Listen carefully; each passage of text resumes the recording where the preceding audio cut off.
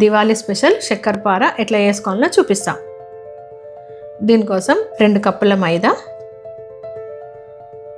1 cup చక్కెర పొడి, కొంచెం ఉప్పు, కొంచెం సోడా వేసి మంచిగా కలుపుకోవాలి. ఒక 3-4 చెంచాల నెయ్యి వేసుకోవాలి. ఈ నెయ్యిని కూడా పిండికి ఇట్లా పట్టేటట్టు మంచిగా కలుపుకోవాలి. జర రుద్దినట్టు కలుపుకోవాలి, గట్టిగా విసుకోవద్దు. ఇప్పుడు కొంచెం కొంచెం నీళ్ళు వేసుకుంటా చపాతీ పిండిలాగా కలుపుకోవాలి. అక్కడ వీడియోలో మాత్రం ఎట్లా చూపిస్తుందో అట్లా మంచిగా కలుపుకోవాలి. ఒక 30 నిమిషాలు మూత పెట్టి నానబెట్టుకోవాలి. నానిన తర్వాత చిన్న చిన్న ఉల్లెల్లాగా తీసుకొని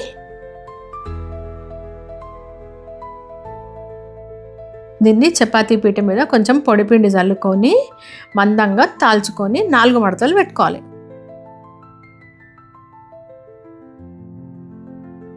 ఈ వీడియోలో చూపిస్తున్నట్టు దీన్ని మందంగా చపాతీలాగా తాల్చుకోవాలి.